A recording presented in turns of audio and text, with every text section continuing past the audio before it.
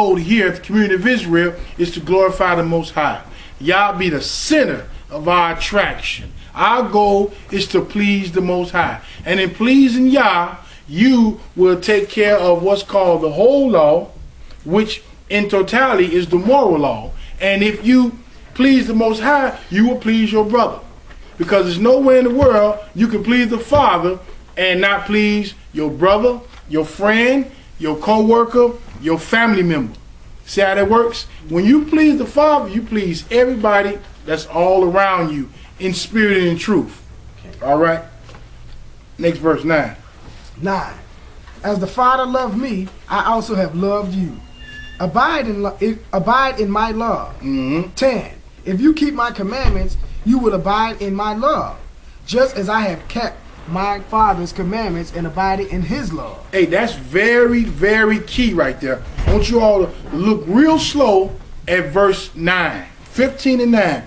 It says, as the Father have loved me, so have I loved you. Continue you in my love. Verse 10, he's going to explain what does he mean by love. Because love has a definition that we're not too familiar with. We think love is all about emotions. Love is just not about emotions. Love is an animated action word, which means obedience. That's what love is. Look at verse 10. If you keep my commandments, you shall abide in my love. You cannot be disobedient to the Father's word and say you love him. You are a liar, and the truth is not in you. So loving the Father contingents on you being obedient to his word. Does everybody see that? Because Yahushua was obedient unto death. All right? Verse 11. 11. These things I have spoken to you, that my joy may remain in you, and that your joy may be full. Verse 12. 12.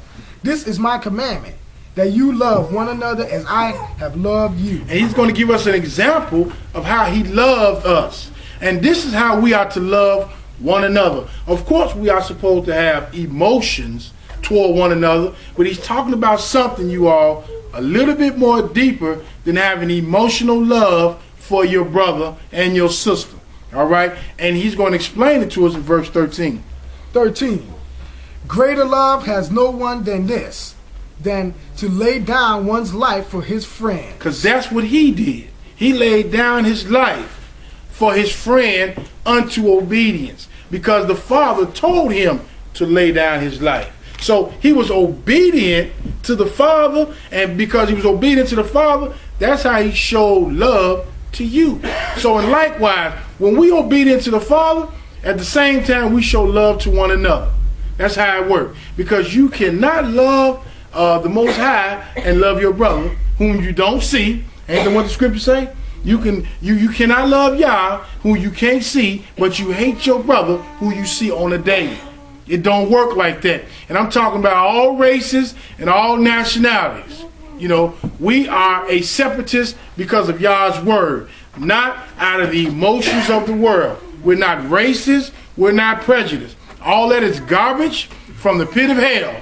We don't promote that. So we love one another by obeying the Father's word. And how did Yahushua show his love for us? He died. He gave up his life. He became a ransom. We talked about last week that a sacrifice is something innocent that has to die for to bring you back to the Most High. Because your best works is filthy rags. So there's nothing you can do to reconcile yourself back to Yah. So somebody had to die for you. Somebody had to put all of your sin on their shoulders so the Father can turn his countenance back to you. So he obeyed Yah for the love of you. All right? Verse 14, I'm sorry. 14. You are my friends if you do whatever I command you. So that's the only way you can be the friend of the Messiah is by being obedient. If you're not obedient, then you are not his friend. All right? 15. 15. No longer do I call you servants, for a servant does not know what his master is doing. But I have called you friends, For all things that I have heard from my Father, I have made known to you. So that's how you know you're a friend of the Messiah, is when Yahushua give you revelation concerning the Father's word and concerning your life. All right? So he says that no longer I call you a servant, I call you a friend. Because a servant do not know what his master does. Of course, he's our master. But he told us to no longer call him master. He said to call him husband. A husband and a wife is supposed to be friends. All right? And there's supposed to be no secrets between a husband and a wife. There's no way you can have secrets from yourself. Because a husband and a wife is to be one. So how you hide a secret from yourself? All right? So he said that I call you no longer servant, I call you friend. And the friend knows everything that another friend is doing. So when he hears from the Father, he gives it to you. Verse 16. 16. You did not choose me, but I chose you. And that's key. You know, everything that happens in our life is being manipulated by the Most High to get you where you at today. You know, some of us think in our own minds, I'm here because of me, and I decided. Now, the Father put obstacles in your way, and he put victories in your way to guide you here out of love. So you are where you at. You have the mind that you have because Yahushua has chosen you. So you ought to be honored that you was chosen, because there are trillions of people, and I mean that does not have an ear to hear the truth. There's a lot of people. You can give people the truth till you blue in the face, and they will reject it 1 trillion times over. And you know why? They have not been chosen. So you better count yourself blessed that you have an ear just to hear the truth. All right? So that's a blessing in itself. He said, you have not chosen me. He said, but I have chosen you. Continue on, Israel. And appointed you that you should go and bear fruit. So it's time to bear some fruit, you all. We are the branches of the tree of Yahushua. We are his disciples.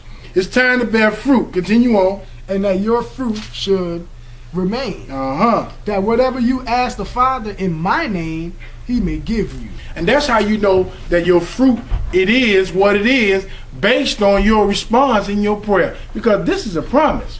And Yahushua said, whatever you ask me, he says, in my name, he said, you will get it. If you are my servant and you are bearing my fruit. All right, we're going to go further in the lesson, and we're going to deal with, in the sheet.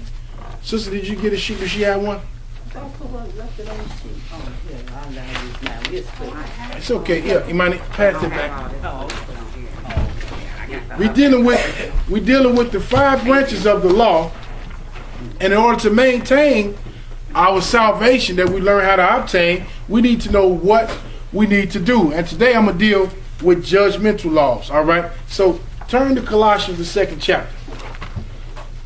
And we're going to deal with judgmental laws. Now, what really was nailed to the cross? What are we supposed to do today? And what? Yep, 2nd chapter. Colossians 2. What are we supposed to do and what are we not supposed to do? There's a lot of confusion over what laws we are to keep and what laws we can't keep. You know, people is running around teaching that you can eat anything. You know, dietary law don't matter no more. I wonder where they got that from. You know, some people say you don't have to keep the Sabbath. You know, it means the 7th day of the week, the day of rest. But some people says that every day is the Sabbath. So you're going to rest every day and never work? The Bible said man don't work, you don't eat, right? So how is every day the Sabbath?